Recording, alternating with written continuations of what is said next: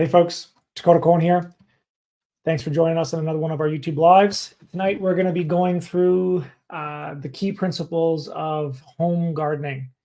So, there's all kinds of different styles of gardening. There's no dig, straw bale, lasagna. There's like the back to Eden garden style. There's raised bed, sunken bed, containers, hugelkultur, biodynamic, double dig, companion planting, all these different styles. I've tried most of them myself. Basically, I grew up, I was the youngest of 6 kids, and my mom fed all of us, from basically from our garden. So I don't think I've ever bought potatoes or carrots or like almost any vegetables apart from like the odd thing of lettuce in the wintertime, for pretty much my whole life. So really grew up with this kind of homestead, self-sufficiency gardening, as the basis of our family. I've tried a lot of things that don't work, and in tonight's presentation I want to walk you guys through some of the kind of key insights that I've learned from trying these different styles of gardening. We're also going to be going through some of the pre-submitted questions that our newsletter members pre-submitted to us, and if there are any questions from the live tonight, feel free to throw those in the chat. We'll definitely get to those before we sign off. Let's dig into it. So before we get into like the specifics of the kind of key principles that that I've distilled from the different styles of gardening systems that I've tried, I want to start with a bit of my context, because a lot of these different styles of gardening were designed for a particular context. One of my rules of thumb in permaculture is you have to do the right amount of the right thing at the right time in the right place. And if you get any one of those, I call them the 4 variables of design wrong, which is scale, time, placement, and form. If you get any one of those wrong, your design won't work. And so a lot of people who have developed a lot of these different systems, they've basically created their own practices for their particular context, through iteration and tweaking things, and they found something that works really well for them. Then they usually talk about it, they write a book, they make a video, a bunch of people try it, including myself, and it's like, oh shit, it didn't work for me. I must have been doing something wrong. Well, or you're just in a completely different context from them, whether that's geographical or climatic, or it can even be just in terms of like the goals that you have for the particular style of gardening, whether it's really hands off or you want to do like an intensive market garden where it's for a living, versus our style of gardening that I grew up in. And I'm not a market gardener. I would never sell. I tried for a year to sell vegetables for money. I would never do it. The people who do have my highest respect. It is an incredibly difficult branch of farming to make a living at. It's so that tonight's presentation is not couched in that world of market gardening. This is more like subsistence gardening. Okay, so coming back to the context piece, for background, my context here, I live in central Alberta, Canada. So we're about a zone, 3, zone 4, roughly. We have about 110 to 115 day growing season. Our first frost is September 15th. Our last frost is like May 15th. So pretty short growing season. We get to plus 40 Celsius and minus 40 in the winter here. We've got pretty decent soils. We only get our average rainfall is about 12 inches or 30 centimeters. So we're pretty arid. Like the Sahara Desert gets more rain than us. So, given that as a context, take everything that I'm saying kind of through that lens of my own experience. And if I'm talking about any of these different styles of gardening, critically, if the ones that I tried that didn't work for me, it likely is maybe just because of it's a different context, or context. And also I have a pretty low threshold for drudgery. And so, I'm a lazy gardener. But I will also say that I do happen to have a bit of a green thumb. So I wanted to start off by sharing my window here, and I'll just flick through some of the pictures of some of my past gardens. Um, and I've done lots of YouTube presentations as well that are on my channel. I would highly encourage folks to check those out. I had some up here.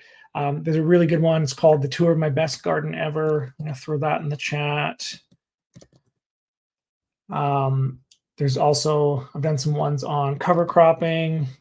So yeah, I've tried a lot of different styles of gardening, and yeah, tonight I want to kind of summarize the key principles, what I've learned up to this time period. And it's like one of the things my mom told me was a few years ago, but she's like, I've only ever grown, I think at the time it was like 20 gardens. Maybe it was 20 or 30. Anyway, she started when like she grew up gardening with her parents. Of course, she was never in kind of charge of the planning and stuff. I think she started her own garden when she was probably 20 or something like that. And it was just really interesting to think of, like, yeah, she's only had like 20 or 30 gardens. She's like 65 now, so it's a bit more than that. This must have been a few years ago.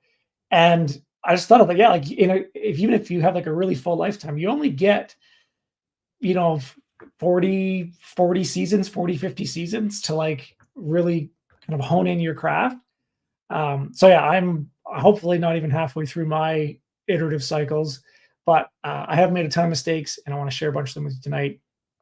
And yeah, we'll dig into that. So I also had some pictures set up of go. Yeah, so we'll be going through a bunch of this stuff and then get into the Q&A. All right, so first thing I want to talk about, now we've got the context piece out of the way, is probably one of the most useful frameworks that I've come across, with regards to anything in agriculture, has been these principles of soil health. And so I'm gonna, I will say, quite emphatically that no matter what style of gardening that you're doing, all those ones I listed off at the beginning, you should try to follow these principles of soil health. There's some frameworks have 6. This one has 4. It's 4 simple. Obviously you want to maximize diversity of both plants and animals. You want to maximize soil cover, so getting that armor on the soil with mulch, whether it's living or green or brown mulch. And you also want to maximize living roots in the ground, because that is what, if there's a living plant that's actively photosynthesizing, that's what's feeding the soil life into the soil food web. And then the one, all of the different frameworks have some version of minimized disturbance. I don't like this term, and if I would like to replace it with optimized disturbance. So a lot of these frameworks have been put out by agricultural branches of government. I think it was the NRCS or something in the States that came up with them. And of course, they're pushing no-till farming, which is chemical. So they're saying, like, they don't want to use tillage; they want to use herbicides from their context. I've never used herbicides. We've been organic since the 80s. I have no experience with them whatsoever, and I don't want to get experience with them. But whether you're doing chemical tillage or mechanical tillage, or you're using livestock or whatever it is, it's not about minimizing it. It's about optimizing it. So nature is not this fragile, tender little thing. It is incredibly robust. It's gone through glaciers, comets, asteroids. There's at least 5 times in our history, more than 80% of all the species on planet Earth have gone extinct in these massive extinction events, and yet it keeps bouncing back. So the idea that we need to, like, pussyfoot around nature is really silly in my mind. What we actually want to do is optimize it. And so, like in my style of gardening, I do massive, you know, I do tillage. I do full tillage at least once a year. What I don't do is I don't use tillage to kill weeds. I use tillage to create a seed bed so that it's easy for me to plant into, and also to reset the system. Uh, so one of the things that we've talked about in previous live streams and in a webinar, yeah, going through kind of the principles of food forestry, is there's this principle of um, uh, in the four ecosystem processes. There's solar energy flow, there's the water cycling, there's the nutrient cycle, which is where kind of the soil principles fit in. But then there's also something called community dynamics, or succession, which is the evolution that an ecosystem goes through over time. So if you were to walk away from your annual garden, whether it's in a container or whatever, for a long enough time, for 100 years, there'd be a forest growing there in most places in the world, whatever the climax ecosystem. Some places it's a forest, some places it's a savanna, some places it is just a tall grass prairie because there's not enough moisture to grow trees. Doesn't matter. Wherever you are in the world, there will be the highest expression of plants and animals, given their context, will be the climax ecosystem. And so if you don't want it to do that, if we're going to be planting annuals, there needs to be some kind of a disturbance to maintain it at this annual level, right? Which is, again, we're going from annuals, so short-lived plants, to long-lived plants. That's the successional cycle. However, I will stress, it is not a linear process, it's a cycle. So there are always elements in an ecosystem whose job it is to bring the climax species, to kill them, to bring them down. It used to be mastodons, it's the pine beetles, it's fungi like the honey mushrooms do this. It can be beavers, it can be I can't remember if I mentioned forest fires, but or it can be herds of stampeding animals.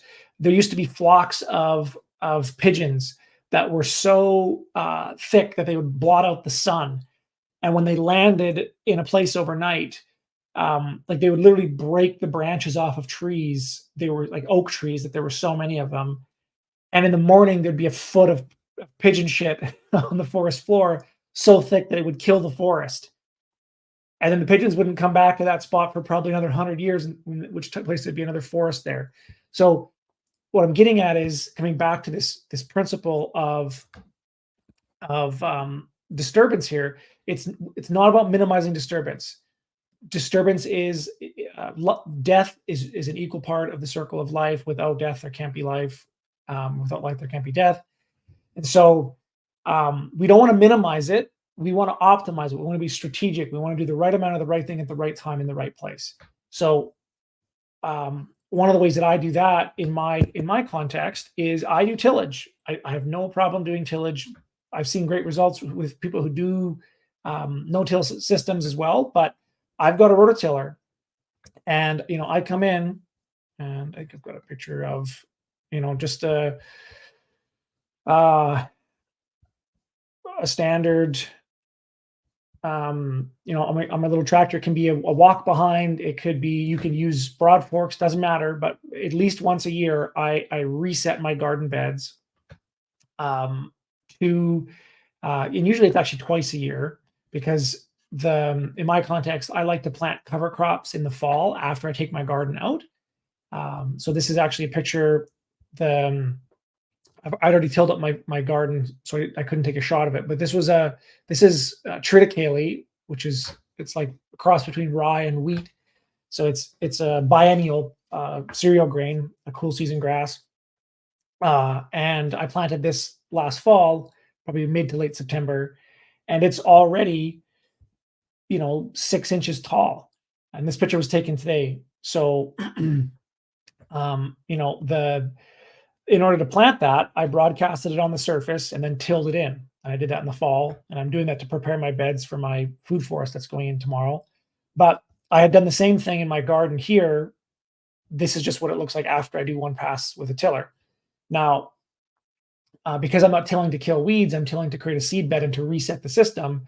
The ideal system is to, again, optimizing disturbance, is planting into this directly. So, like, usually I till through, and I only till the areas that I'm going to plant that day, or disturb the areas I'm going to plant that day. And I plant. I usually just do the disturbance, and then I'm like, as the tractor shut off, I'm running back and seeding it, because I want to get those new roots or those new seeds in the ground as quickly as possible, so that they can take advantage of all the death and destruction that's going to feed the new life that I've just put into the ground. And so I've got, other videos on my channel where I kind of talk about that style. This is a cover crop that I also planted, right next to my garden rows. Again, I'm optimizing disturbance. There's only a little bit of, I seeded this entire garden, let the cover crop come up in the fall. So I planted it in the fall. It came up in the spring, and then I only did a little bit of disturbance here. Just, it was a smaller tiller, and then I planted directly where, into that, and left the pathways with mulch to grow, so that I could then put that on the newly emerging plants. And so that gets into the kind of the next principle of soil health, which is to maximize soil cover, right? So anytime, soil temperatures, like if you're in bare feet and you can't walk on your soil, like if it's uncomfortable, it means that the soil life inside is being killed and sterilized, and it's drying out. So the other reason you want to maximize soil cover is it ensures that decomposition is happening, because once the soil dries out, the organisms can't continue the nutrient cycle. And it also suppresses weeds, because if there's bare ground, there are plants whose job in the ecosystem dynamics is to come into that system, and they usually are the quote, the weeds, and their job is to rapidly cover the soil and then to protect it. So they're usually very fast growing. They produce lots of seed, and they're usually thorny or difficult to get rid of, because that's their job, is to protect that bare soil. So if you are going to come in and you're going to mimic these principles of soil health, which are derived from observations of nature and mimicking natural ecosystems, you want to find a way to maximize soil cover. The other principle here is maximize the living root in the ground. And I talked about that. The reason for that, coming back to the solar energy flow, is the only way that you can convert sunlight, which is a destructive energy if it's on bare soil, into a productive energy, is with a green growing plant. And so the longer span of time that you have something living growing in the ground, the better, because you'll be able to capture the most amount of sunlight and turn it into life. And then, of course, the last one is maximizing biodiversity. So this is, you want to integrate as many kinds of plants, animals, soil, food life, birds, wildlife, all those things. So whatever style of gardening you're doing, I'll list them off again, like whether it's no dig, straw bale, lasagna, the back to Eden, raised bed, sunken bed, container culture, biodynamic, double dig, companion planting, it doesn't matter. This is the kind of holy grail of the key principles that you want to follow, regardless of what other style you're going to be trying. So that's the foundation for everything I'm going to say tonight. Now, the next piece is, I want to get into kind of some more of the key principles that are directly related to the gardening side of things. Is the first one is placement is everything. So I'm actually going to start out at where I grew up. Actually, so this is where I grew up, and just make sure I'm still sharing it. This is where I grew up, and the key principle I want to talk about here is placement is everything. So when I was a kid, this is where our garden was. We had a patch. It was about this big out here. Again, there were 6 kids, and that's pretty much where it was. for whatever reason, I don't know why, but that's just where it was. And that distance is, um, 75 yards. What's that in feet? 200 feet from the house. And it was an absolute nightmare to go out there, like, because it was so far away. You had to make it worth the trip, so you went out there for longer than you should have, and we had, I was the youngest kid, so I was probably the one who was always screaming, and it was just a fight. I had like no good memories of being in the garden as a kid. It was just sucked. We did full tillage, so it was fallow the whole summer, so it was always too hot. You couldn't stand on the soil with your bare feet. It was just awful.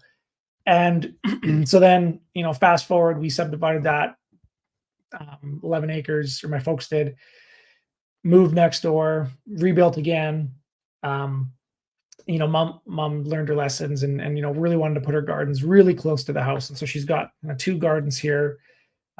This guy, which is, it's about 30 feet from the house, which is not bad. And this one, well, it's a bit tricky because you got to go, like, there is no back door. So to get to this garden is actually, let's see here, path. You got to come out the front door, walk over here. So you're in the almost the same distance as the other one was from other place. And again, it's not bad, but it's still, even this distance every year, my mom's garden gets away on her, because it's too far away from the house, and it's not along a regular path.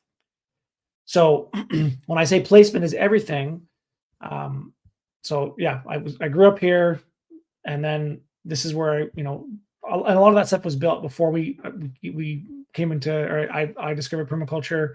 And then of course my mom had already kind of had her garden set up, so I was never able to practice kind of the style of gardening that I wanted until I got my own place, which is just across the lake here. And so this is my new property here. And my new gardens are literally right outside. You can't quite see them here in these images, but they're right outside my front door and my back door.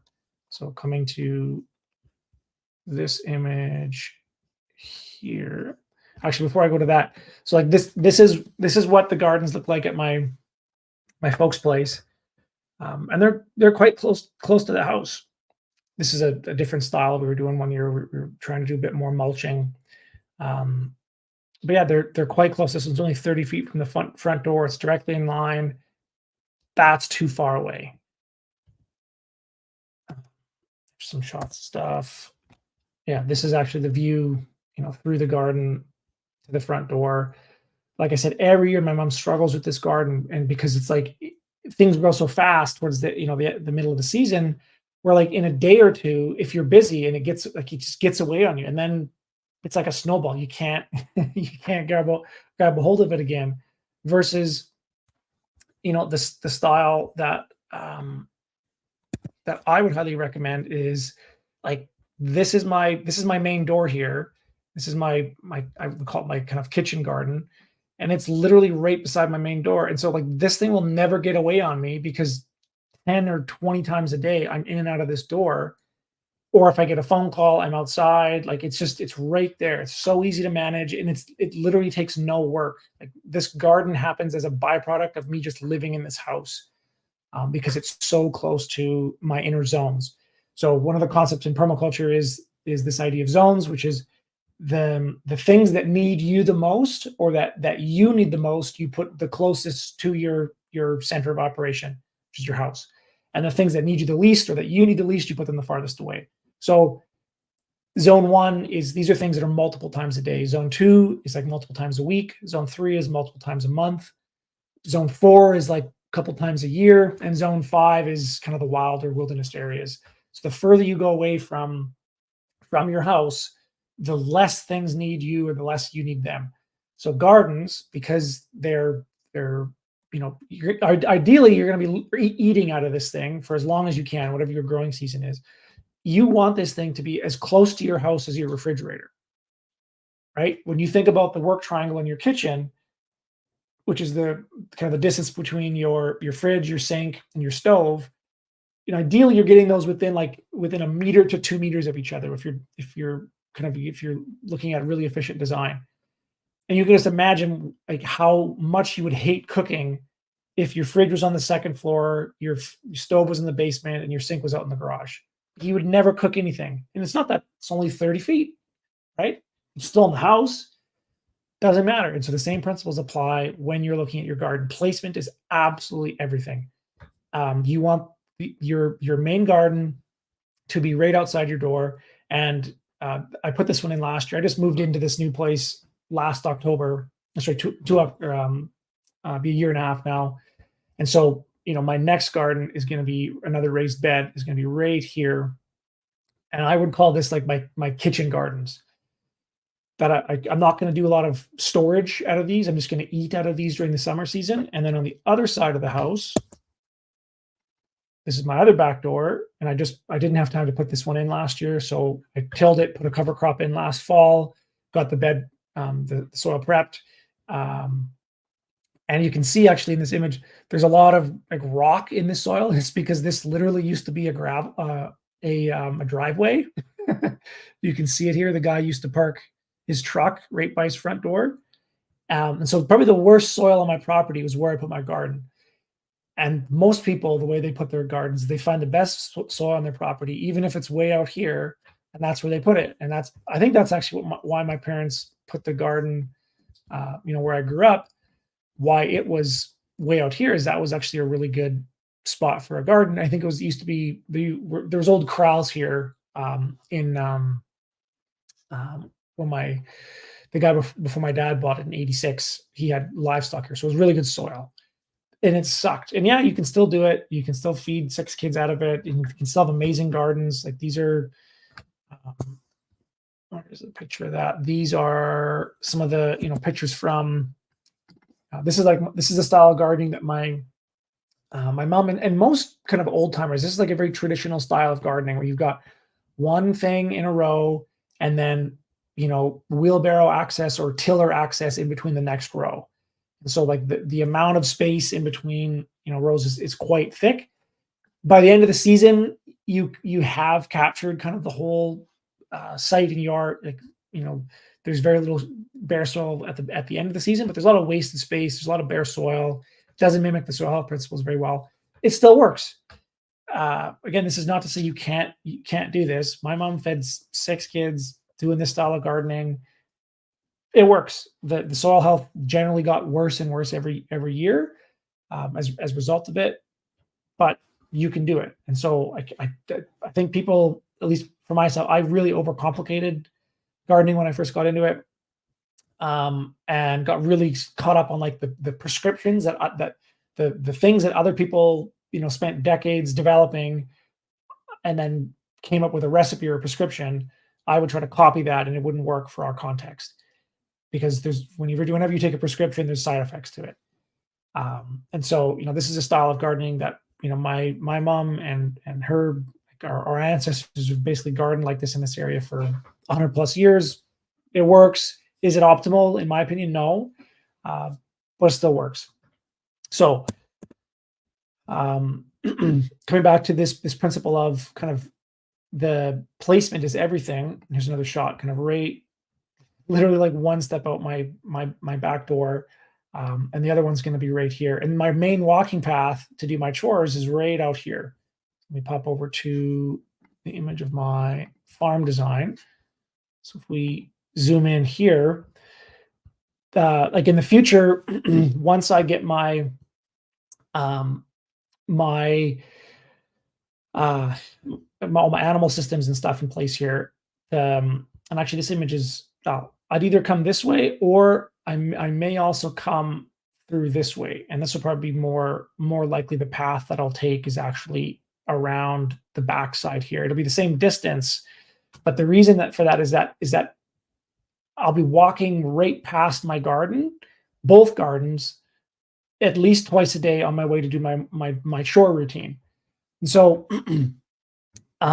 when you're trying to place your garden in your homestead, you want to think about that. Ideally, it's in your zone 1, which is it's pretty much like Bill Mollison said it best. If you have to get your slippers wet to harvest your breakfast, your garden's too far away. And so that's why, I've got these little concrete slabs there and a wood mulch path right around my garden. Is like I can go out there in slippers or usually with bare feet, get what I need without even worrying about it. And this garden here is I literally left enough space for me to just to run a lawnmower through. That's it, and just for ease of maintenance. So, but yeah, by having it close to the house, my kitchen window's right here, so I'm looking directly out at my garden, which is super nice. Just for again observation, checking on things. Does it need to be weeded? What needs to be harvested? And then putting it along my daily chore path. That's super key. Now, another aspect of kind of the placement piece is actually before I get into that. So that I call this model like the grocery store aisle model. You want to set your gardens and if it's your annual gardens or your food forests up in such a way that you are walking through them by design. And so I can't go anywhere on my property to do anything without walking through my main food systems. And by having it set up that way, like the management and a lot of the work that happens is just by virtue of me, and even the harvesting of it is just by virtue of me walking past it. And so I like to think of it as, every morning when I go to milk my cow, I'm going to be walking through a grocery store aisle. And so, I'll be picking herbs and whatever berries are in season and, the perennial stuff. And then, when I get down here, I'll be getting milk, I'll be harvesting eggs, and I'll be walking back. And I'm literally walking through a grocery store just multiple times a day, reaching off shelves of things that are, deliberately designed right on either side of me, so that it's super efficient. This is a greenhouse in the future. So again, having it out there, it'll also be attached to the house ideally. So that's a really key piece. Now I do have kind of some market garden designs out here that I'm never going to plant these. This is more, I am actually developing this property out. It's a 33-acre property. I'm developing it as a kind of a turnkey homestead that eventually I want to sell to someone who's going to, sell their $3 million doghouse in Vancouver or something and buy it won't be $3 million, but they'll have money in the bank and they'll have a turnkey homestead that I've built up over the next couple of years. That's my plan. And so I want to set it up with as many, potential enterprises as possible. So if someone ever does want a market garden, this is the ideal location for it. It can be a bit further away from the house because you're not going to be eating out of this multiple times a day. When you're going out there, you're going to be putting in, several hours of work. It doesn't matter to walk the extra 20 feet. So that, and again, people would think, oh, it doesn't matter. Again, I dare you, put your fridge in your garage, put your stove in your basement, and your sink on the second floor, and then try to see how much you like cooking. And that'll be a shorter distance than where most people have their gardens. Bring it right up to your front door. And there's another reason for that, which is you won't let your garden get away on you. You won't let it be a weedy mess because you won't want your neighbors to, when they come over, to see how disgraceful it is. And so you'll be incentivized to do something about it. Versus if it's far away, you forget about it. There's not the incentive to do it, and it's work to go out there. It's not just kind of built into the seamless design of your property. So that's the key piece that I want to stress. And again, our gardens at the main farm, they're closer than most people's, and they work. We grow all of our own food. It's fine. But the biggest quality of life, or one of the biggest quality of life things that I've had since moving to my new place is finally being able to do what, Bill Mollison and Jeff Walton and all these great, permaculture designers have said for, decades, which is the zone one thing. Put it right outside your garden or right outside your front door. And I just want to show there's a quick video of this. This is my garden this is August. I'm going to get into, like, this is a super intensive system. Like, this is a 16 foot wide by 30-inch raised bed. It's actually more of a cold frame. I'll get into that later, but like the super dense. And if this was 50 feet from your house, you wouldn't be able to manage it, because if you're not on your timing and the right amount of the right thing at the right time in the right place, it gets away on you. It wouldn't work. The fact that I'm walking past this thing a dozen times a day, you can have that kind of intensity. And I'm basically putting, there are, let's count them. I didn't actually get a chance to do this before. This is a good exercise. So like, this is taken today. The last video was from last year, but I've got one, two, three, four. This is almost like 6 rows. This is my lettuce. So this is lettuce. This is actually Brussels sprouts, radish, beets, and carrots, all in one row, interplanted. And that's a relay planting, or succession planting. I'm going to harvest the radishes first, then the beets, then the carrots, and the last thing I'm going to pull out of that row is going to be my Brussels sprouts at the end of the year. And I've got onions. This row is corn, and I think I've got carrots planted in that row as well. And then I've got cucumbers on the end, snap peas, and then cucumbers again here. So call it 6 rows. And if I look at, it was the same thing last year. I had 1, 2, 3, 4, 6 rows in there as well. Let's look at my mom's garden here. 1, 2, 3, 4, 5, 6 rows takes up, like 30 feet of space. And so like a 16-foot bed is that much production. Now, I'm still tweaking the system. So like it was a bit, it didn't get away on me. I put the wrong things in the wrong place last year, because I'm developing this new kind of style of, I call it like syntropic market gardening, where you're still playing with the high, the emergent, the high, the medium, and the low layers in a food forest, but you're doing it in an annual context. And yeah, towards the end of the year, I had a bit of ventilation issues and things, but all in all, it was a huge success. It was a ton of fun.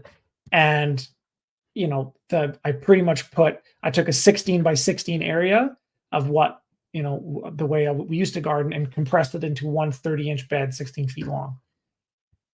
And as I get this more dialed in, this year I'll get the same amount of production as I would as if they were single rows with 2, 3 feet apart from them. Probably better production, because I'll actually be more on the ball of harvesting and maintaining it, because it's easier to put a lot of. So like one of the principles I want to talk about tonight is this idea of intensive versus extensive systems. Again, that zone 0. I would way rather have one of these, 16-foot beds, 30 inches wide with 6 rows in it, than have a 16-foot area that I got to manually weed. Right? Because it's just easy to get away on you. So here's another quick little video of kind of that system. And I'll get more into the details of how I designed the beds in a second, because they're quite adaptive.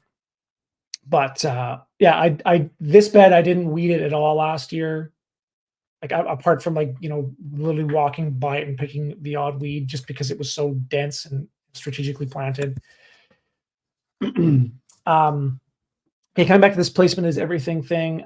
I also want to talk about the idea of microclimates. And so, planting this close to my house, I'm getting the protection. My prevailing winds are kind of northwest and southeast. And so they kind of blow right through this corridor. And so I've already got an existing shelter belt that was planted there. I modified it a bit. There's a food forest that's in there right now. So it's a bit thin, but by the end of this year, I will have 100% protection around that whole area. There's even a row of cotoneasters. It's 6 feet tall. That's right around. So I've got 360-degree protection right around this particular spot. Out front here, where my main crop garden is, I'm really exposed to the southwest, so I'm going to have to put wind fencing up temporary until these trees thicken up a bit. So that's really key. You think about wind, you want to think about shade. So the reason why I wanted to have this on the east side of my house is that I only get the morning sun, And then pretty much around like 2 or 3 o'clock, this bed is fully shaded, but there's enough dappled sunlight from everything else that I still get optimal growing season or growing light. And when by the time the sun gets over here in the west, it's protected from that. So I kind of have a built-in shading mechanism just by virtue of planting it on the east side of my house. It's also very frost tolerant because my property is built on my house is built on a hill. I was actually out last night or 2 nights ago with a temperature probe or temperature gun, and like out here on the top of this hill, it was like 5 or 6 degrees, and then outside where it's a bit further down the slope, there was frost 200 feet from my house, probably about a 20 or 30 foot drop down. It was freezing there, and I had 6 degrees the exact same time. And then the other aspect of that I built into these garden kind of raised bed systems is having these removable lids this is just polycarbonate, 2-layer polycarbonate. It was a scrap product someone gave me.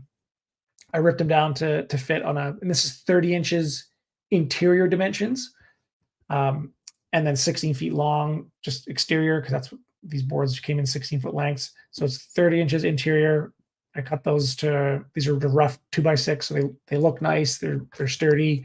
It's literally just 2 screws on both into both boards, and this is 2 layers high, so it's about 12 inches deep.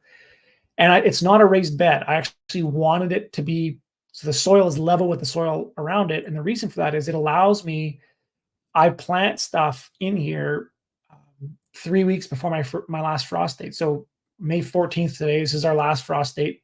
This is when most people in our area are planting their gardens. They put stuff in the ground May long is usually when people do it here.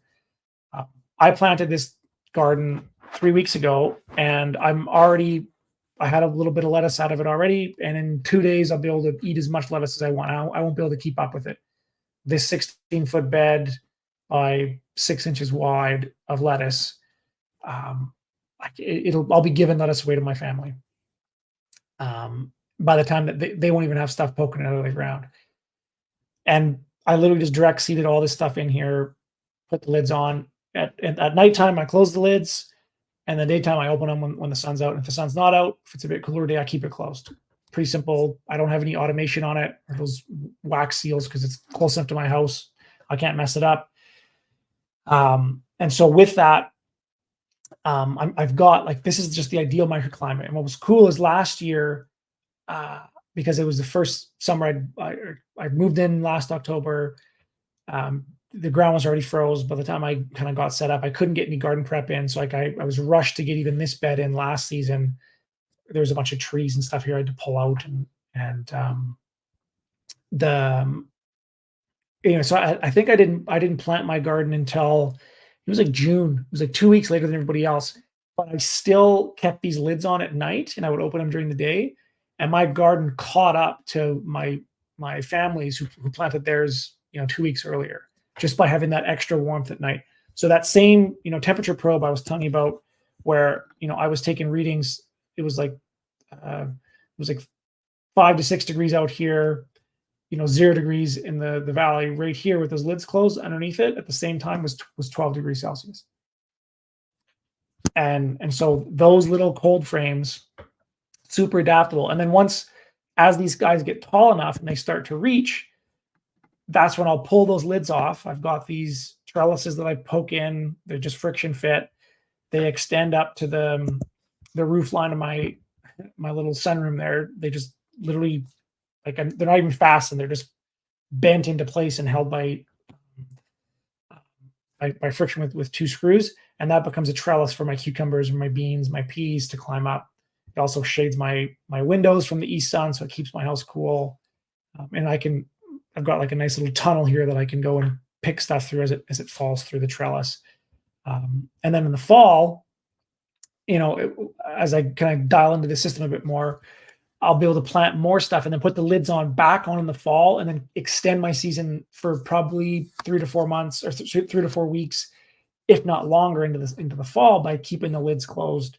To keep some cold hardy things planted. So in my mind, I have I've been gardening my whole life. Last year's the first year I ever did something like this, and like I wished I had done it decades ago. It's so much more enjoyable to garden with this intensive versus extensive system. Getting the right microclimate in place. That was the other thing I want to mention is having these sides on it. Like even though like I could have filled this with dirt right up to the top, then I wouldn't have been able to have the cold frame system. And when it's open during the day, with my intense winds that come through, all this stuff is protected when it's little because it's got a kind of a foot, built-in shelter belt all the way around it. So this stuff is just really tender. But then as it gets a little bit taller and the tops start to stick out, then it starts to get, trained up and strengthened in the same way that you put a fan into your seedlings, your greenhouse to get them to toughen up a little bit. It kind of has that natural thing built into it, and it's just super efficient. Like it takes all of them 1 minute to pull these lids off. It's like maybe half a dozen screws to pull the lids, pop those frames in. Same thing in the wintertime. I really like this style of gardening. And if I wanted to, I could have an additional riser on top of this. Like I could add another rough 2x6 that I might put on in the fall if I want to keep, say, Brussels sprouts or things that are taller that would otherwise get crushed by the lids. So it's just really, really simple. And yeah, I really like that approach.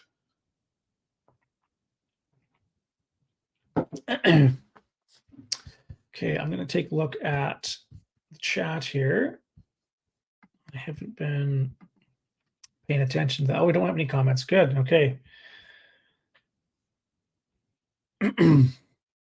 Yeah, well, we're going to get into questions here in a bit. Kind of once I get through some of these key principles. So if you have anything that's popping up, feel free to throw that into the chat.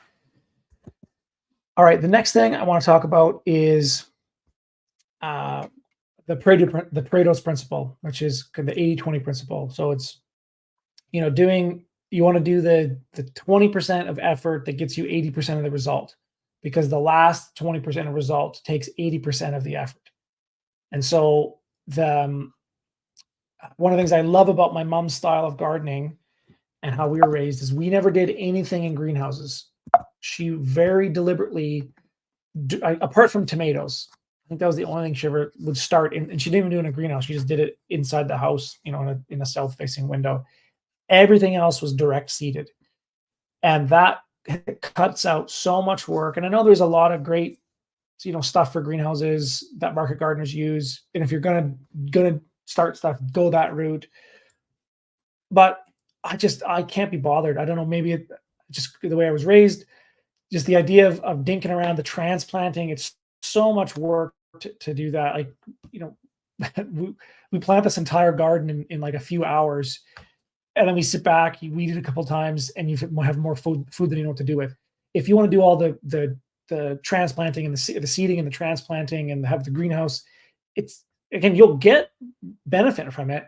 But I think that crosses over that 80-20 principle, where the last 20% of effort, like to get salad 2 weeks earlier, unless you're going to do like a really, stripped down system like this, where it's got these, raised beds, like this doesn't take much time at all. But to do it on a large scale is more challenging. And so I direct seed everything. And one of the reasons I'm really excited about these style of raised beds or cold frames is, one of the questions we had tonight was about, like, how do I start watermelons and like cucumbers or squashes, things that have longer seasons. I'm going to do more of these cold frames like this, and I'm going to start stuff right next to my house in these guys to get those those longer season plants, rather than starting them in a greenhouse and then moving them out. I'm just going to have a few more of these, direct seed them in here, and in the meantime, like, say you put a bunch of watermelons in the back side of this, or maybe I'd put them on the back side, and you plant them, whatever, 3 or 4 weeks before your frost date, and you manage the lids like I'm talking about. You could put some short season crops, like 30 to 60 day season stuff, like lettuces or turnips, sorry, radishes, or, you could put some, onion sets in and harvest them for greens, whatever it is. Or you could put tall stuff, like kind of do a Three Sisters system where, as opposed to squash, you've got watermelons. And so your corn pops up. So it's an emergent thing, doesn't compete with anything. You can still have, even though like a watermelon will take up 100% of the space of this bed and it'll be pouring out, you can still get other things in there, either by planting them earlier before the watermelons take over, or planting them taller so that they're not competing for sunlight, and just really intensive stuff like that. And that's the style that I want to do. I don't want to get into transplanting stuff. I've done a little bit of it. I hate it. It's finicky. You get transplant shock and all this stuff. And again, there's great tools like the paper pot transplanters and stuff like that. If you're going to do market gardening, you need some of those tools. If you're just doing it for yourself, I don't think it pays to get those things. I'd just rather have something like this. So that's the other principle is this 80-20 piece. So direct seed everything, go intensive versus extensive, small square footage, really thought out, really, really well planned. And it might take you a few years before you develop a system. And I would highly recommend folks go back to some of our earlier live streams, particularly the food forest one, because I go through these principles of strata, emergent, high, medium, low, and how you can apply the same principles for designing a food forest to design an annual garden, a pasture, a grain crop. It doesn't matter. It's the same idea of optimizing the 4 ecosystem processes, and everything else. So there's a lot you can gain from this, and I've talked at great length about how that is exactly what I did to design this raised bed, or this cold frame here. And it's like, you would think there'd be so much competition in there, and there wasn't. Things, even though it was the first year, it will get better. I will be able to get full yields off of everything I plant in there, and have basically 10 times the production, or the same production in a tenth of the space. And I would rather do that than go the extensive route for doing kind of home scale production. Another strategy for this 80-20 is, like, rather than try to have lettuce year round, it's like, then move to perennials. Like, my mom made a delicious, it was a dandelion grated beet salad the other day. This is 3 days ago, and I think they've been eating them for a week. It was just the first time I had one, so I was there for supper, and it was amazing. And it's like she hadn't even planted her garden yet, and yet she was just eating the weeds out of her lawn. And because when they're early in the year, they're not bitter like they are in the fall, like later in the season. So, and we had asparagus 2 days ago. We already have asparagus. So planting those perennials as your kind of season extenders, rather than putting a greenhouse in, can, in a lot of cases, be a lot simpler, a lot cheaper. I'm not opposed to greenhouses per se. If I am going to put a greenhouse in, I'm going to put subtropical fruit in it. I'm not going to put kale. That's for darn sure. So yeah, that's a big part of it, is this start with the 80-20. Yeah, I was going to say, don't try to save your own seeds right at the bat. When I first got into it, I bought all the seed saving book. You can totally do it. That is a specialized craft. Unless you want to make that into a business, don't do it. I don't think. There's a few things maybe you could save that are easy, like peas and beans, or squash, if you're only growing, the types that don't cross. But don't try to save your own seed, right? Especially at the bat. It's way too much work. It's way too much hassle. For the $4 for a packet of seeds that feeds you for a year, you can't afford not to buy that. And the cost to produce that amount of seed yourself, and the work it doesn't make sense. Now, if long term, if you want to keep adding, 1 or 2 a year, go for it. But from my experience, when I first got into it, that was my goal. Like, I was going to have, heritage seed, and I was going to save all my own seed and be totally self-sufficient. Doesn't make sense. I've said it before. Do not go for self-sufficiency. Go for community interdependence. Find a local seed grower that's organic and heritage. Support them. Give them as much money as you can. Those people are doing God's work. And like, it's a real craft. Okay. Next principle is standardize everything. So whatever kind of gardening you're going to do, whether it's lasagna or back to Eden or raised beds or sunken beds or containers or cold frames or double dig, I don't care what it is, it has to be standardized. You want to have, if you're doing beds like this, you want to have every single bed be the exact same width, the exact same length, take the exact same lids, take the exact length of row cover, the exact length of, if you're going to do drip irrigation, or the exact same sprinklers. Just really standardize the stuff out. Luckily, market gardeners have already done this. And so if you're going to go that route, I would say standardize to 30-inch beds that are, usually they're 25 to multiples of 25 feet long. I went with 16 here just because that was the length of my lumber, and it's also the exact distance I had from my house. For my context. So all my raised beds that I ever build are going to be 16 by 30 or 16 feet by 30 inches. And that will allow me to, last year I used these, wooden boards, just 1x4s to create kind of spacing. So I actually laid them down as weed barriers, planted in between them. And then as they got big enough, I pulled them out. So I didn't have to do any weeding, because by the time I pulled them out, these guys were already far enough away. They just outshaded everything else. It was a good idea. It was just a pain in the ass to manage all these boards. I'm eventually going to make something that will just fit all these beds. I think I'm going to use the belts off of round balers. Once they wear out, they're worthless, but they come in, plenty long length. They're about 6 inches wide. They're flexible, and they won't warp in the sun. And I'll literally just roll those out as my weed suppression. This year I didn't do it. And I used just wood shavings just to see how and it's actually not that bad. I might not even need to do the weed suppression. And I haven't weeded this bed yet, and it was put in 3 weeks ago. But yeah, standardize everything. 100%. I think it should be 30-inch beds, but if you're going a different direction, doesn't matter. Make sure everything is the same length, the same width, takes the same kind of tools, the same spacing in between your rows. Ideally, just makes everything so much easier. The next principle is no suckering plants around them.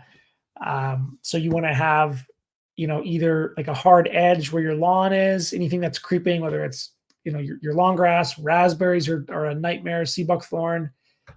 If you're creating this really rich, well-tilled, well-irrigated, babied environment, it will be just a haven for any kind of perennial that is further up on the successional food chain to move in and take advantage of it. One of the worst mistakes, Mom did do it at our old place. We had she planted these, they're really nice roses, and she had them like right next to her garden, right here as like a windbreak, and after 5 years, like they were suckering like halfway into the bed, and they were thorny, and you couldn't go up there in bare feet. And finally, we just went in there with I didn't know how we dug them out. I think it was a tractor or chains, and ripped them all out. Don't put raspberries. Anything that's going to sucker, keep it well away, like 20, 30 feet away. I've seen raspberries. We've got a row of raspberries here, and they're suckering even into lawn, because they mow a path all the way around this. They're suckering underneath the lawnmower path 20, 30 feet away from where they are. They're quite aggressive. They're designed to do that. So big type 1 error. Anything. So if you're going to put shelter belt plants, put things that don't sucker. Things like carragana, lilacs. There are certain species of like I think red currants would do really well if you want to do more productive things, or haskaps. But that's a big no-no for sure. And the last one, before I get into questions here, there it is. Is doing variety trials. This is one of I've mentioned it in a few lives, and I finally found it. I'm going to post it in the chat right now. This is called It's called The Phases of Abundance. It's an article Bill Mollison wrote. It was pretty back in the, I don't know, the 70s or 80s or something.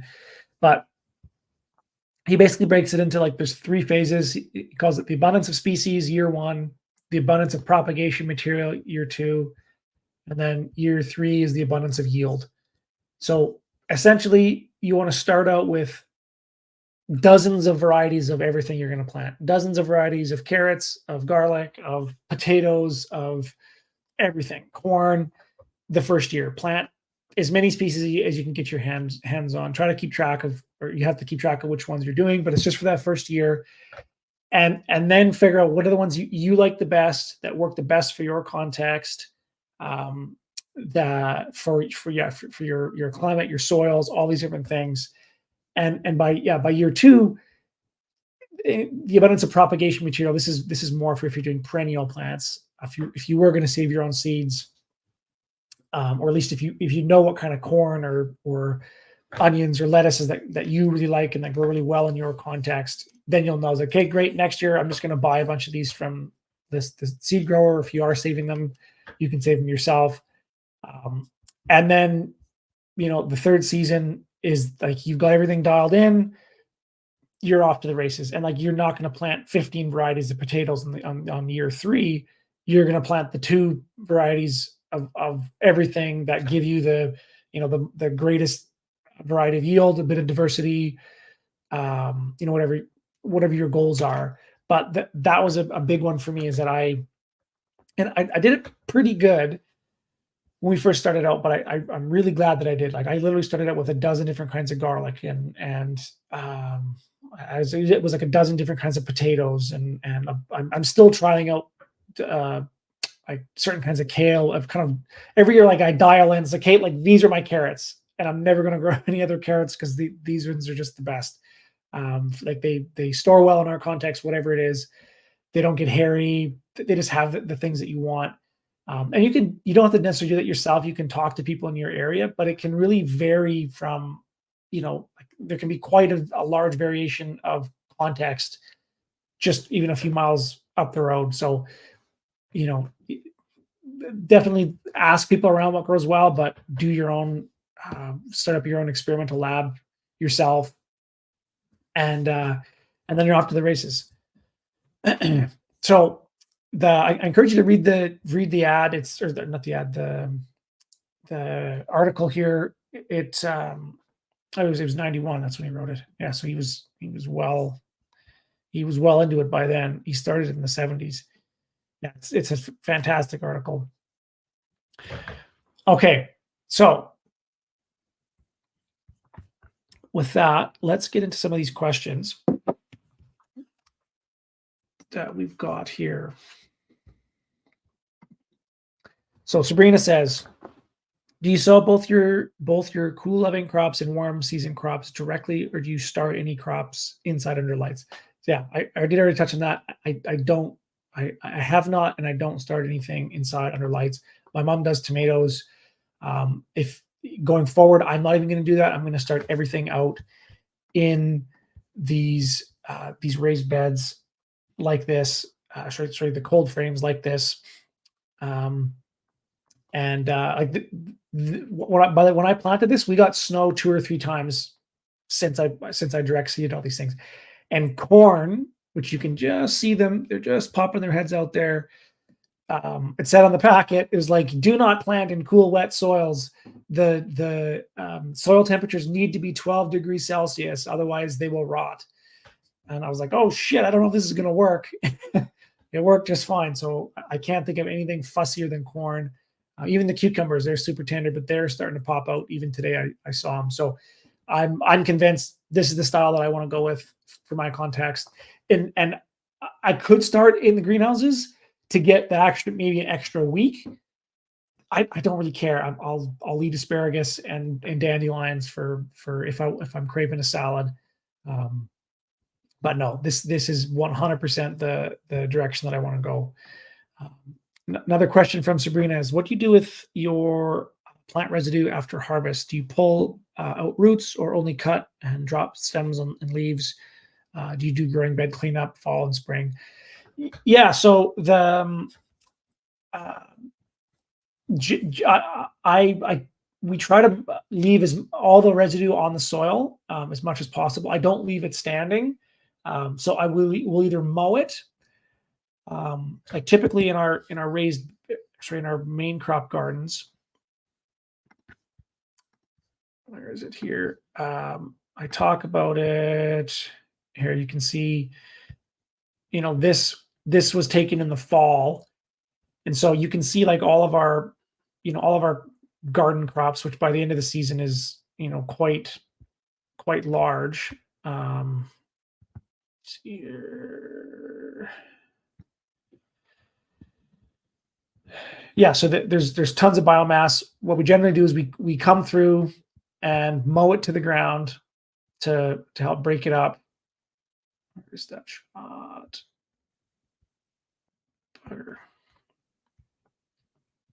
Yeah, we mow it to the ground.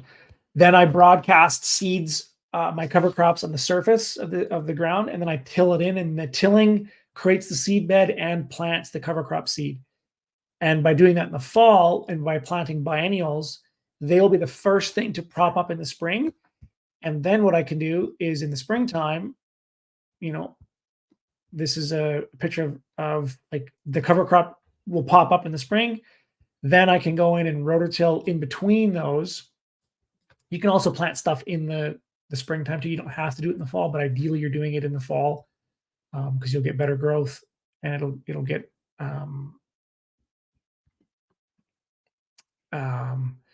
yeah, it'll just be better.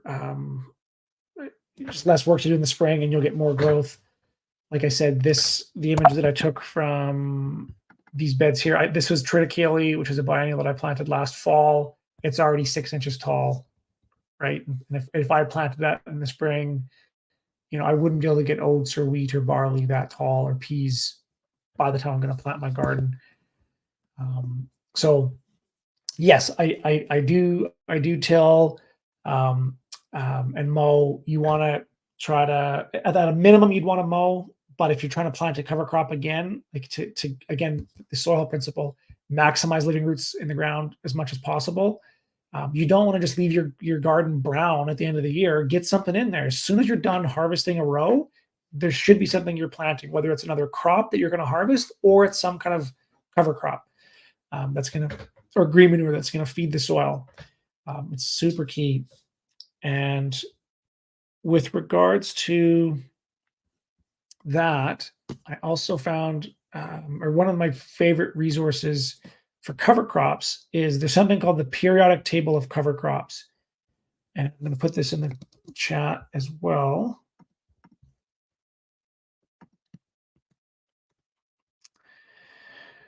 And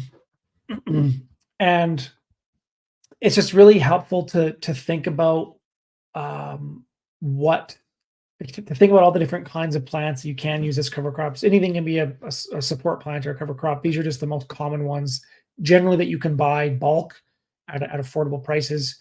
But as a general rule of thumb, like my two favorites, if I only had to pick two, would be triticale and crimson clover.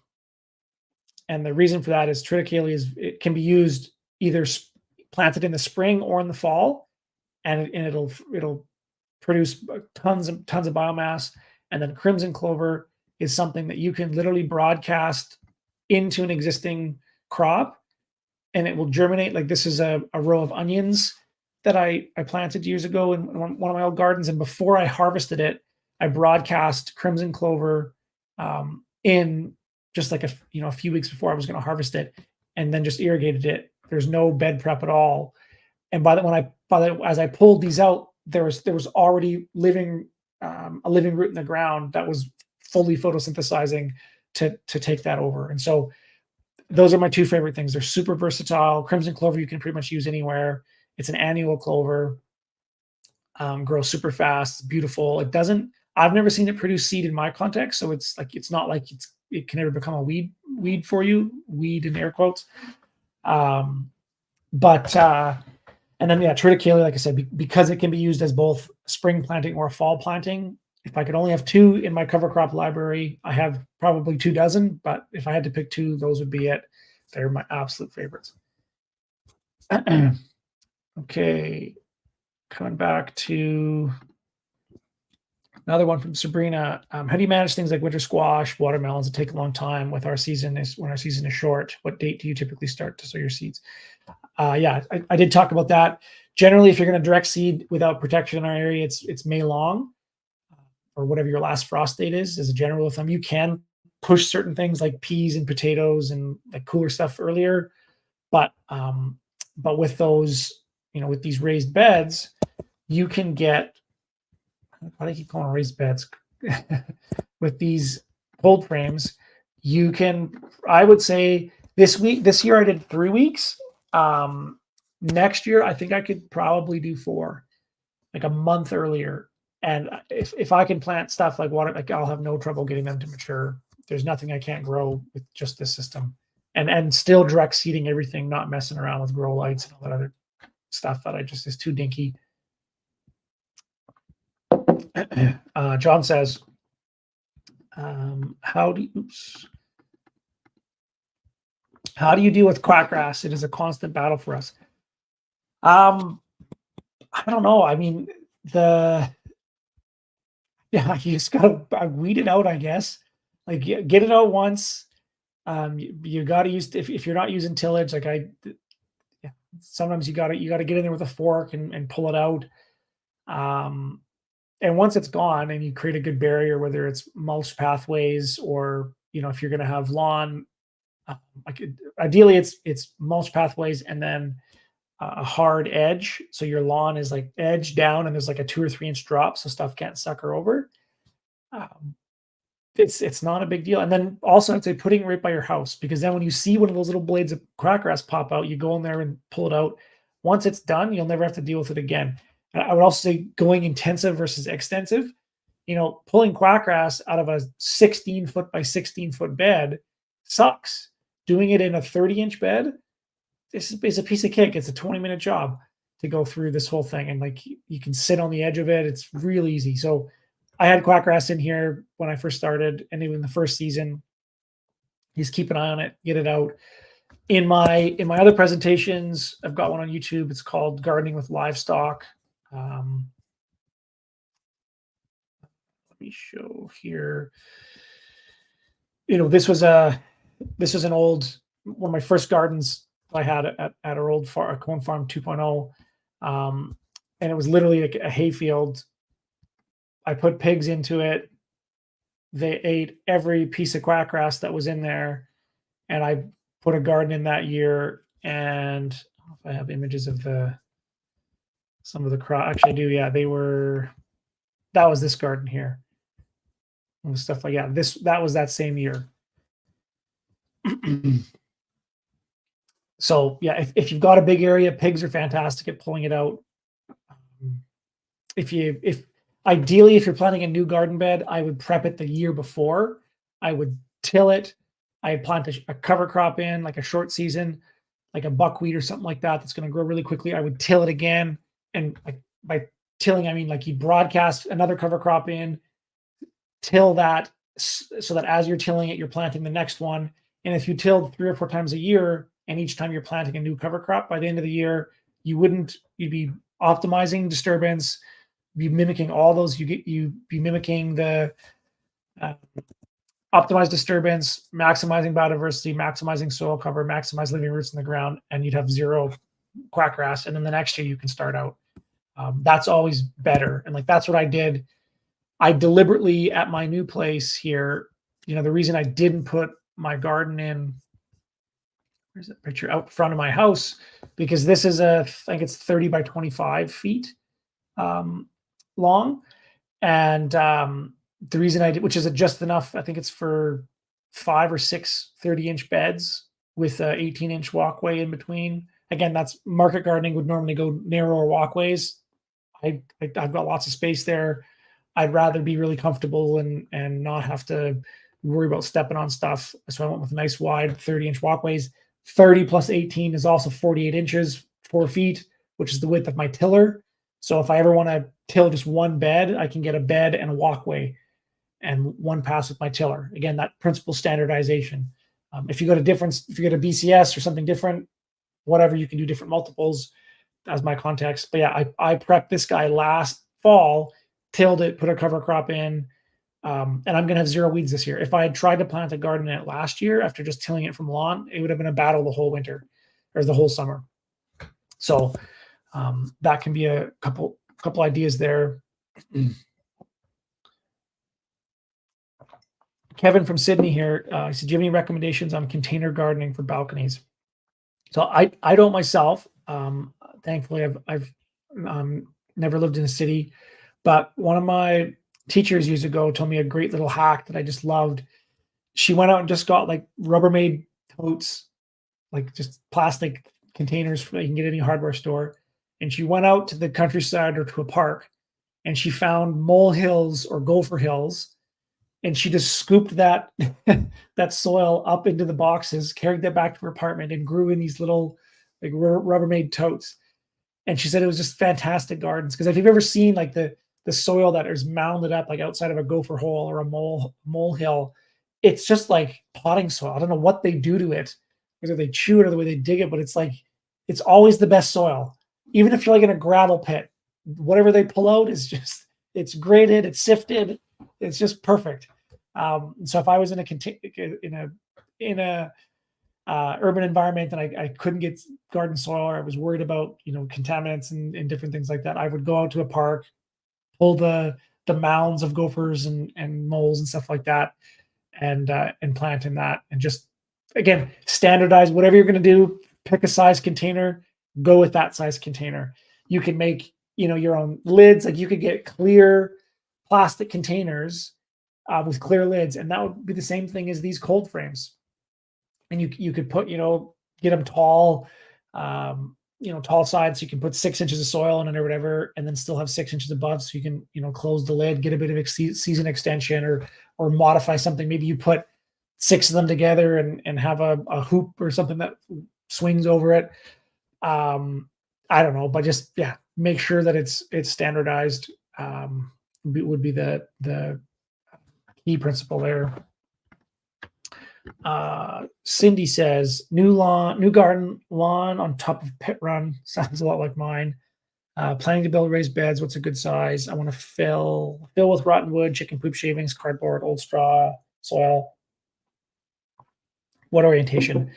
So that is a good, if you're on really gravelly soil, just building stuff on top of it can be easier. Although, I mean, if it's a small system, like my garden here it was literally gravel. And there was one corner that was particularly bad. I just scooped that out, and I'm going to kind of cut and fill from some of the area that's a little bit better. It's still pretty rocky. I'm going to pull those out. I'd rather have everything raised in my context, but if you're going to go with raised beds, keep them standardized.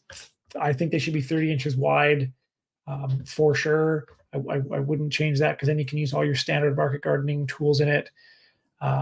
With regards to like the rotten wood, chicken poop shape, you can. I would probably just buy compost and just put compost into it if you can buy it. Like having the rotten wood and stuff in there, like if you try to do any tillage, it's going to bring that wood to the surface. I'm not really a fan of the hugelkultur stuff. I don't think it makes a lot of sense. I think it's pretty different. Like when you do that, you're pretty constrained management wise, like in terms of like hand weeding. You can't ever get a tiller in there. You can't ever, even broad forking, it would bring all that stuff up to the surface. So, I don't have experience with that, but if it was me, and there's really bad soil, I would bring in compost or good soil from somewhere else and just use straight soil, and then put whatever amendments you're going to put in. And if you're going to use mulch, great, put that on top, but make sure that it's readily easy to incorporate into the soil. I'm not a fan of the lasagna gardens. I've done a little bit of it. It's for the 80-20 to get into it. I have zero problem. So I'll kind of go on my little rant here about the no-till people. Any no-till gardener that I've ever watched, like Charles Dowding or Perkins or Richard Perkins or any of the other guys, they're bringing in compost, and they're bringing in compost every single year, and they're using the compost to create a seed bed, or they're using a tilther, which is just a small tiller. So there's there's some guys that are like there. I've seen Jeff Lawton do stuff where it's like really minimal, but there's always some disturbance, or you're using some compost because you need a seed bed. Like annual plants, their function in the ecosystem is to find bare soil that's been disturbed and cover it quickly. That's their role. So the disturbance is going to happen whether you're tilling it yourself in the field or you're flipping a compost pile 16 times. Like it doesn't make any sense to me that why would you why in order to make really good compost do you need to flip it a dozen times? I know there's the BioSU compost reactors and stuff like that. Again, I'm sure they make great compost. It's not the 80-20. It doesn't scale. I've tried some of that stuff. It's super drudgerous.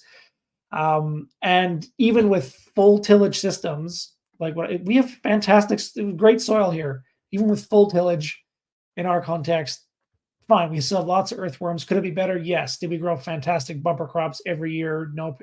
Yes. So I'm not a if you want to go no dig, that's great. But yeah, being dogmatic about it doesn't make any sense to me. There's still disturbance happening. It's just happening somewhere else, and you're bringing it in. If you happen to be right next door to a compost producer, or you can get really good compost available, awesome. Richard Perkins' system. He has an amazing no dig market gardening system. It's a fantastic. He's super dialed in. He has an unlimited free source of wood chips. That's one of his contexts that works really well. It's really hard to get wood chips in our area. You have people fight over them here because we don't have the forestry industry. What I have in abundance is straw, but I don't like bringing that stuff in. So the system I'm developing is similar to the videos I've done in the past, where I'm growing cover crops in between the rows. Where is it here?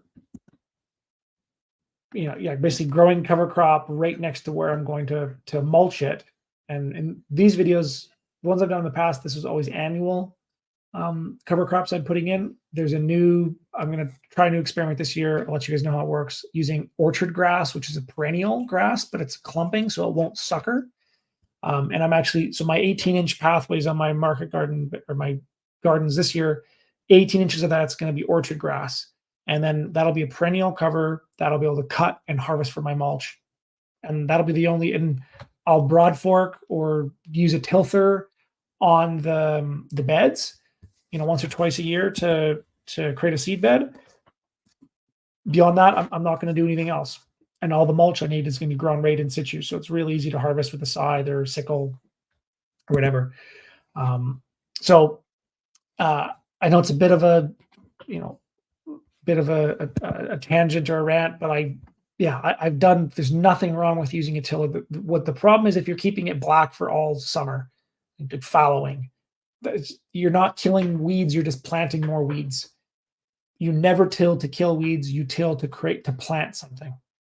If you don't plant something, nature will plant something for you. And we've got, like I said, we've got really good soil. So whatever makes sense for your context. If you have a bunch of chicken manure or wood chip shavings or whatever it is, great, use that.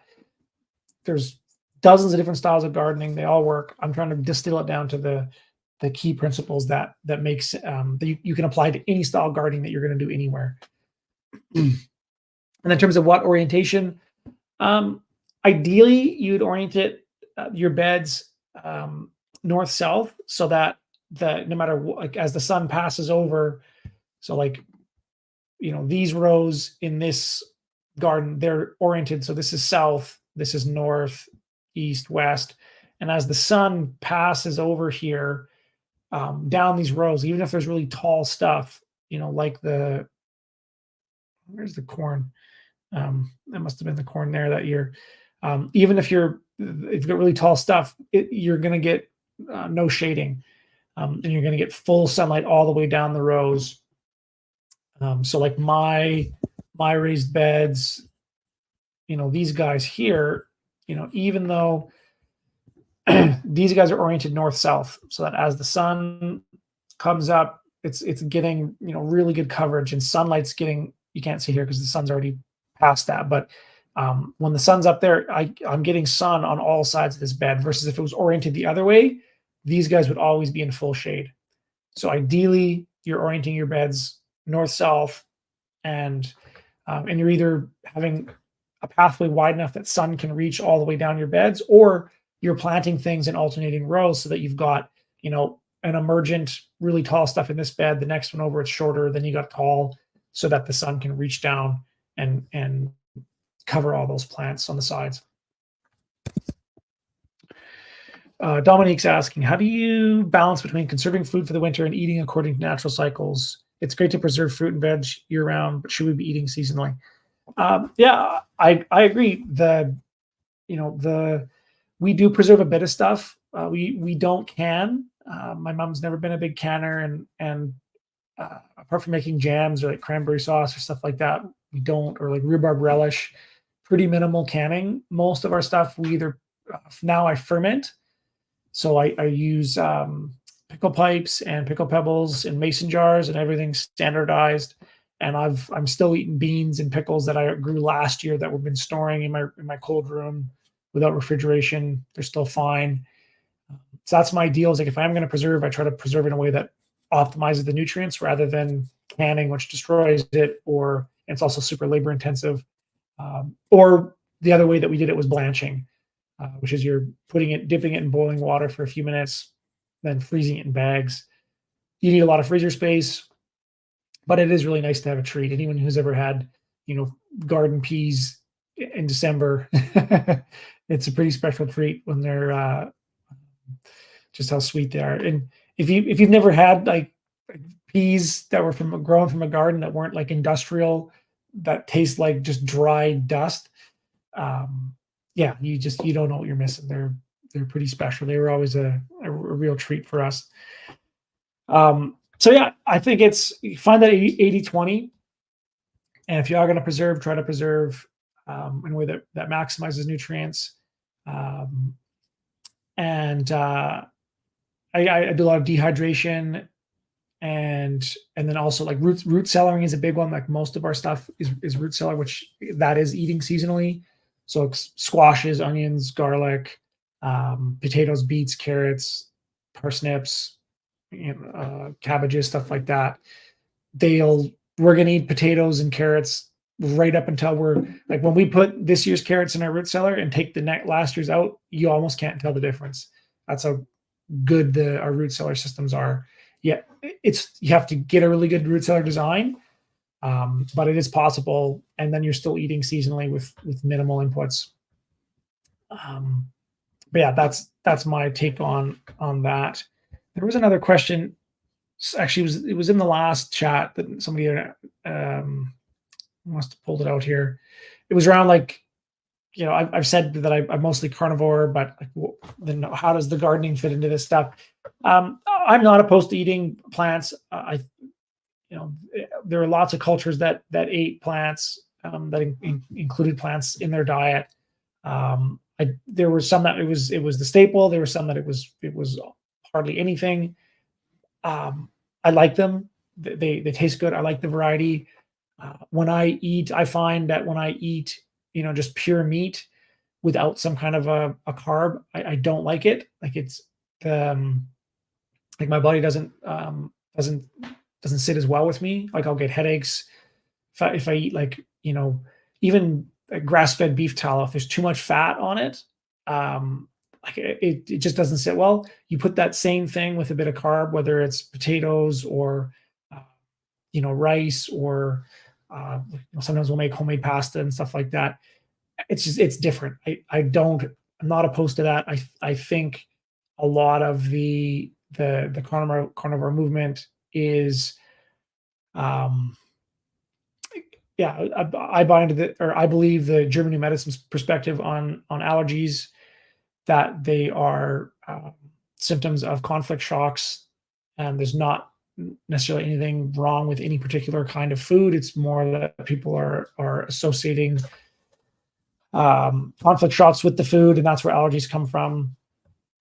That being said, I do think there are principles of diet that have been tried and tested for thousands of years by various different cultures. The Weston A. Price Foundation is my, if I had to pick a lane, that's the closest way to I eat is the Weston A. Price. And I actually have a video on my YouTube channel that I go through those 11 principles of indigenous diets, or not indigenous diets, of traditional diets. And yeah, so I have no issues with it. I love eating salads in the spring, like, or in the summertime. My main in the summer when I've got, I'm working long hours and want something quick. I don't want to have a stove to heat up the house. Generally, what I do on a rainy day, I cook a ton of meat, whether it's a roast or like ground meat. I'll make almost like a stir fry of meat, freeze it in 500 ml mason jars, and then take one out at a time, keep it cold in my fridge, and I can make a chef salad in like 5 minutes, where I harvest lettuce, get all my herbs in there, fermented vegetables, cheese from our dairy cows, throw in a few pumpkin seeds, and then the meat, and like mix it all up with a nice, it's to die for. And I've literally eaten those like every day for 6 months, and they're different every day because when the berries start to come in, you start throwing those berries in. They're fantastic, and they're super fast. They're varied. So yeah, I in the wintertime, most of my meals I eat, ribeye or T-bone steak and maybe a potato or something. I'm doing a little trial here. I've got one sweet potato that I've grown this year. I'm going to try to do it in the cold frame. I would love to be able to grow sweet potatoes in these same frames. So yeah, that's my take on diet. I know it's a super contentious thing, and yeah, in my mind, the Weston A. Price folks have done the best.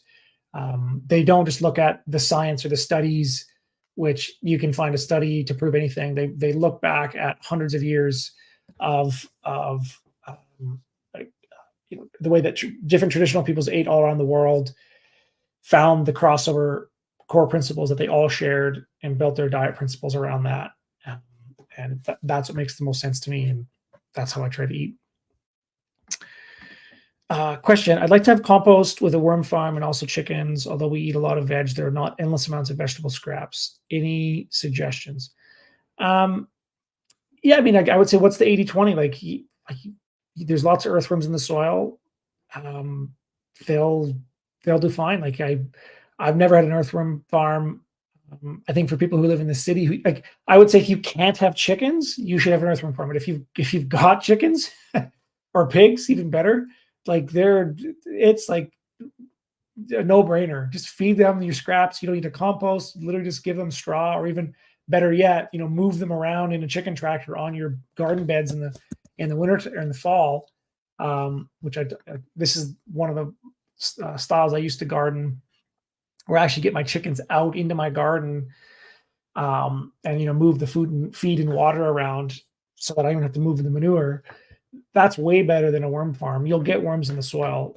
To me, it would be, if you can't have chickens or pigs, then you might try worms. But even then, I think I would, if I had to, I wouldn't do the kind of vermicompost systems. I would do something like, they're called worm towers,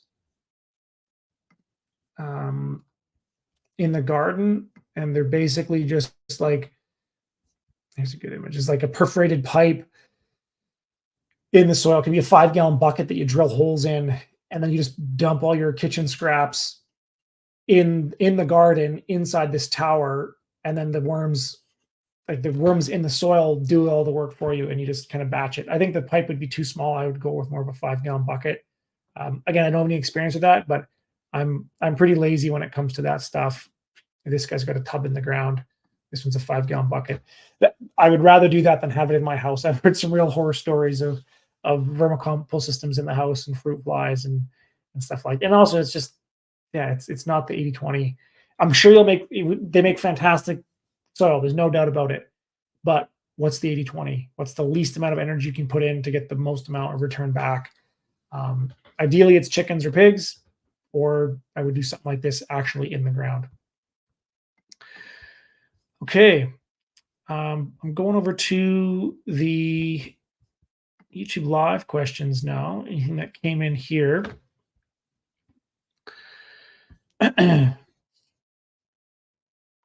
Sabrina says, one of the biggest issues I faced in my raised garden beds is that I did lots of companion planting that made beautiful guilds and that seemed to benefit the main crops. But then in the spring, many perennials were coming back, like chives, mint, sage, yarrow, and I couldn't tell what was a weed and what was just coming back at an early stage. So my beds have all the perennial weeds that popped out with a bunch of weeds, which creates more work for planting. I really like your approach of fall seeding, winter cover crops. Yeah, 100%. Generally, you want to keep your perennials and your annuals separate in a garden context like that, or have them very strategically planted, like around the perimeter or something. Yeah, I think, and that's kind of getting one of my principles I talked earlier about, is that you don't have anything suckering in your around your garden, because it will take over. You're creating the optimal place for any plant to grow is an annual garden, and the perennials will always outcompete the annuals just because they've got the stronger root system and they're evolved.